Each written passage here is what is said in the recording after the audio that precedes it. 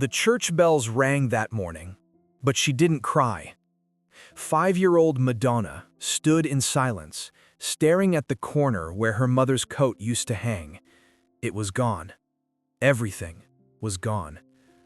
Later, she would say she didn't understand death that day, only that something warm had disappeared forever. That warmth had a name: Madonna Louise Fortin, her mother, her world. Most people know Madonna as the Queen of Pop, the woman who redefined music, fashion, and feminine power. But few remember the little girl from Michigan who lost her mother to breast cancer at the age of 5, and carried that grief like a ghost behind every spotlight. In today's story, we look beyond the legend. This is not about sold-out arenas or platinum records. This is about the absence that made the icon. About a mother's love that never had the chance to last, and the daughter who built a kingdom in her name. What truly happened to Madonna's mother?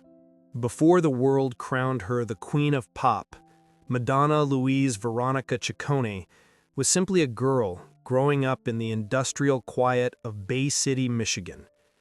Born on August 16, 1958, she belonged to a large Catholic family shaped by strict rules, Sunday masses, and the immigrant work ethic of her Italian-American father. Her childhood home was filled with the noise of 6 children, the smell of home-cooked meals, and the constant rhythm of family routine. Yet even in those early days, Madonna carried an intensity that made her feel both part of the world and slightly outside of it, as if she was quietly studying everything, waiting to break free. The rupture that defined her came early. At just 5 years old, she watched her mother, Madonna Louise Fortin, slip away from breast cancer. The loss created an emotional crater that shaped everything she would become. Without her mother's gentle presence, Madonna grew up fast, clinging to discipline as a form of survival. She became the girl who demanded straight A's, who pushed herself harder than anyone asked her to, who danced until exhaustion because the structure gave her something life had taken away. Her father, Tony Ciccone, did what he could to keep the family upright. He remarried the family housekeeper, Joan Gustafson, a decision that felt practical to him but devastating to his daughter. Madonna interpreted it as a betrayal, a replacement of the irreplaceable. That emotional wound deepened her fierce desire for independence and planted the first seeds of rebellion that would later define her public persona. In school, Madonna was brilliant, disciplined, and surprisingly shy. She earned a scholarship to study dance at the University of Michigan, where her teachers saw in her a rare mix of talent and uncompromising ambition. But the classroom walls couldn't contain her. In 1978, she made a decision that would alter her life forever. She left Michigan for New York City with just $35 in her pocket. She once said, "The city shocked her immediately. The first time I got off the plane, I thought, this is where brave people live." Life in New York was unforgiving. Madonna worked at Dunkin' Donuts, performed in small dance companies, slept on friends' couches, and survived on sheer determination. That hunger, that drive born from loss, eventually pushed her from dancing into music. By 1983, her debut album introduced a new kind of pop star, audacious, glamorous, and unwilling to apologize. Each era that followed became a cultural event. Like a Virgin, True Blue, Like a Prayer, and Ray of Light weren't just albums, but artistic statements that rewrote the rules of pop music. She reinvented herself relentlessly, not out of vanity, but out of a constant need to move, evolve, and outrun the pain that once defined her childhood. Behind the fame, the controversies, and the relentless reinventions was always the same truth. Madonna's ambition was shaped by loss. Every triumph carried the shadow of the woman she wished had lived long enough to witness it. Before the fame, before the lace gloves and burning crosses, there was just a woman named Madonna Louise Fortin, and a little girl who adored her. Madonna's mother was born in 1933 in Bay City, Michigan, to a devout French-Canadian Catholic family. She was petite, soft-spoken, and elegant in an old-fashioned way. Her kindness didn't come with grand gestures, but with quiet routines. The way she brushed her daughter's hair each morning, folded laundry while humming hymns, or pressed her palm gently to Madonna's forehead when she had a fever. She wasn't a performer or a rebel. She was a nurturer, a constant, until she wasn't. Before marrying Silvio Tony Saccone, Madonna's father, she worked as an X-ray technician at a local hospital. She met Tony at church, a first-generation Italian-American with a sturdy frame, brilliant mind, and a practical view of life. They shared the same values: faith, family, and the hope of building a better future in post-war America. After their wedding, she stepped away from her career to raise a family, not out of resignation, but out of love. Her home became her stage, her children her audience. Madonna, the third of 6 children, was especially attached to her mother.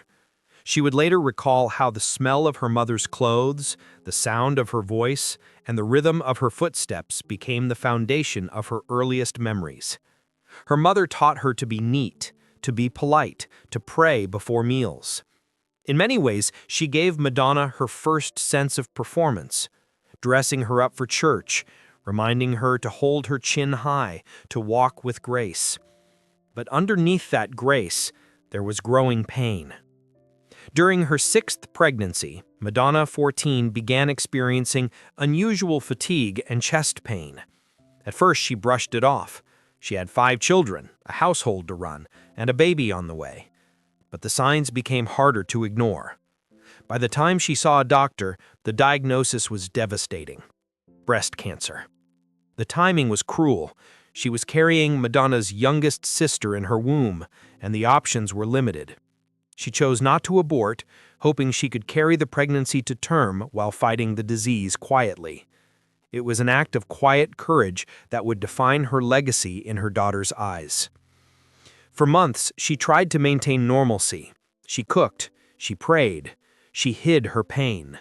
But her body weakened. Her once bright eyes grew dim. Her hair thinned, her steps slowed. Madonna, just 5 years old, sensed something was changing but couldn't articulate it.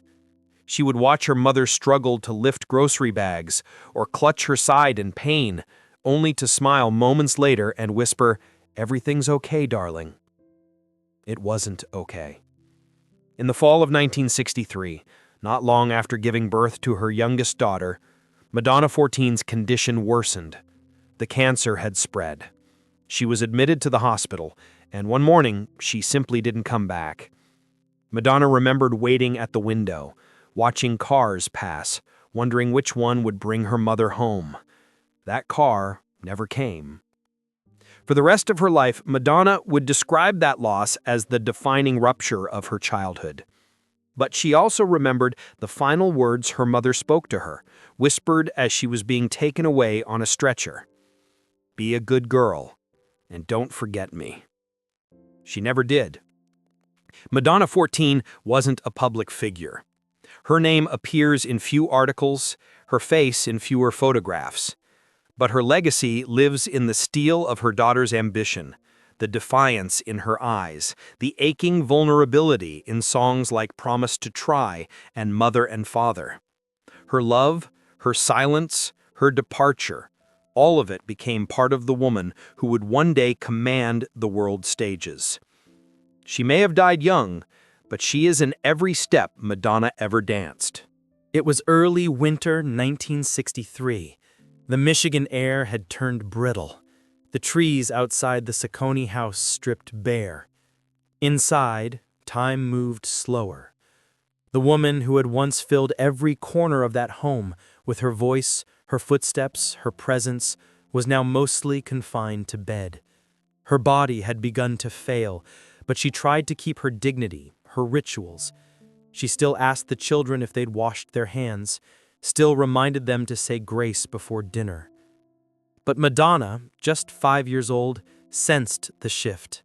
The light in her mother's eyes had dimmed, her voice had grown faint, her limbs thin.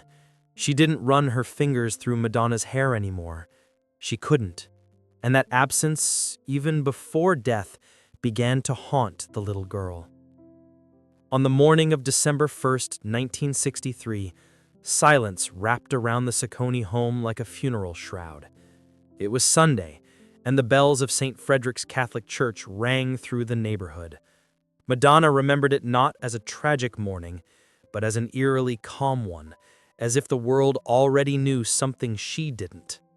She was in the kitchen, pouring cereal, when she heard footsteps, hurried, heavier than usual. Then hushed voices, her older siblings huddled near the stairs. A neighbor came to watch the children. Her father, Tony, stood at the door, coat half on, eyes red. She asked, "Where's Mama?" No one answered. At the hospital, Madonna Louise Fortin took her final breath. The official cause, breast cancer, metastatic and aggressive. After months of refusing more invasive treatment so she could carry her pregnancy to term, her condition had spiraled. The cancer had spread quickly, too quickly. There were no final goodbyes, no last lullaby. Only a nurse's whisper, a doctor's clipboard, and a flat line on a heart monitor. At home, Madonna waited by the window. The house felt colder, the shadows longer. She didn't cry. Not because she wasn't sad, but because no one told her she could. In the Ciccone household, grief was quiet. Her father was devastated, but stoic, consumed with raising 6 children alone. There was no room for breakdowns, no time to sit and explain death to a 5-year-old. So Madonna did what she'd always do for the rest of her life. She swallowed the pain and built a wall. Years later, she described the moment not in detail, but in feeling. She said that I remembered that something was gone and that it would never come back. The absence of closure, of explanation, burned a hole in her. It became the ache behind her fearlessness, the tremble behind her ambition. She would turn that hole into fuel, but not before it turned her into someone who always felt, on some level, abandoned. Madonna never got to hold her mother's hand in those final hours, never heard the words, "I'm proud of you," or "I'll always be with you." The silence of that morning would echo across her lifetime, through her lyrics, her stage shows, and especially in her eyes during interviews when the topic of her mother surfaced. It wasn't just a death. It was the moment the foundation cracked, and from that crack, Madonna, the artist, the survivor, the storm, would rise. The funeral took place just days after the snow began to settle across the quiet neighborhoods of Michigan. The sky was gray, as if in mourning. Inside the church, everything smelled of wax and cold incense. The pews were filled mostly with family, neighbors, and members of their Catholic community. But for a little girl named Madonna, everything that day was a blur of black coats, soft crying, and the sound of shoes echoing on stone floors. She wore a coat too big for her, with mittens her mother had knitted the previous winter. Her small hands clenched a rosary, but she didn't really understand what it meant. No one had explained the mechanics of death, only that Mama wouldn't be coming home anymore. And so she watched, observed, memorized. At the altar stood a white casket, simple and elegant. It looked too small for the woman who had once seemed so strong. Surrounding it were white lilies, photos in faded black and white, and a letter her father had written but never read aloud. He stood silently near the front row, shoulders slightly hunched, holding back tears for the sake of his children. As the priest began the ceremony, speaking of eternal rest and divine mercy, Madonna sat beside her siblings in a row. Her legs swung under the pew, too short to touch the ground. She didn't cry, not once, but her eyes never left the casket. There was no wailing, no dramatic outburst, just a tightness in her chest, like a scream trapped deep inside. Family members came to pay their respects, offering solemn nods and whispers of, "She was so young." Her mother was only 30 years old. The tragedy felt too sharp, too fresh for the community to process. It wasn't just the loss of a woman, it was the collapse of a household. At the burial site, the ground was frozen. The gravedigger struggled to cut through the earth. Madonna stood silently beside her father, her breath visible in the cold. Someone handed her a rose. She didn't know what to do with it. So she walked slowly to the edge of the grave and placed it on top of the casket, her mitten brushing the wood. That was the moment it became real. The moment she understood her mother was beneath the soil and not coming back. There were no speeches, no music, only the sound of the wind, the murmuring of prayers, and the metallic clink of the lowering cables. After the service, they returned to a house that no longer smelled like home. The kitchen was quiet, the living room too tidy. The routines were broken, the warmth had left. Madonna wandered the rooms like a ghost, eventually sitting on her mother's side of the bed, tracing the wrinkles in the pillowcase. She wouldn't speak of that day for many years, but the silence of it, the simplicity, the void, etched itself into her forever.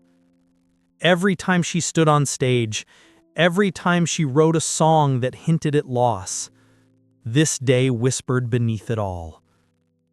Not all goodbyes are loud. Some happen in silence, with nothing but a rose, a rosary, and the memory of a hand that once tucked you in at night. The days after her mother's funeral blurred into routines held together by survival. The warmth of home was replaced by duty. Her father, burdened by 6 children and a broken heart, remarried less than 2 years later. To some, it was a practical decision. A family needed structure. But to Madonna, it felt like betrayal. The void left by her mother hadn't healed. It had been covered too quickly, too neatly. That scar would never close. As she grew, Madonna became 2 people. Outwardly, she was obedient, polished, and disciplined, a star student, a dedicated dancer, the girl who always raised her hand in class. But inwardly, she was filled with quiet rage and aching loneliness. She searched for her mother in dreams, in church pews, in the women who smiled at her too softly. And when she didn't find her, she began to build herself into someone no one could ever forget. That determination became her compass. She pushed her body through grueling rehearsals, skipped proms to choreograph routines, and refused to settle for anything less than extraordinary. Dance became her first form of rebellion, and then her voice. Behind every sharp move, every note sung on stage was the same fire, the need to be seen, to be heard, to make noise loud enough to reach the heavens. When she moved to New York at 19, she told herself she would never be invisible again. That city became her battlefield. Each audition rejection, each night she went hungry, each moment of doubt, she faced them with the resilience of someone who had already lost the one thing she loved most. Nothing could break her more than what life already had. As her fame grew, so did her artistic hunger. But underneath the shocking outfits and defiant interviews was always the little girl who never got to say goodbye. Songs like Promise to Try and Mother and Father weren't just music. They were grief in melody, memories turned into verse. She once said, "If my mother hadn't died, I don't think I would have been Madonna. I think I would have been a teacher, a mother, someone softer." But the world didn't get that version of her. Instead, it got a woman who turned pain into performance, absence into ambition. Every time she took the stage, it wasn't just to entertain, it was to remind the universe, I am still here. I made it. And she didn't die for nothing. Not every story of success begins with applause. Some begin in silence, the kind that follows loss, the kind that lingers in a child's memory long after everyone else has moved on. Madonna never got the chance to grow up with her mother. No bedtime stories past 5 years old. No warm hands fixing her hair before prom. No whispered advice before her first heartbreak. And yet, the absence shaped her just as powerfully as any presence could. It didn't make her weaker, it made her relentless. For decades, she's danced, sung, provoked, created, and conquered, all while carrying that invisible thread that tied her back to a hospital room in Michigan, and a woman named Madonna Louise Fortin.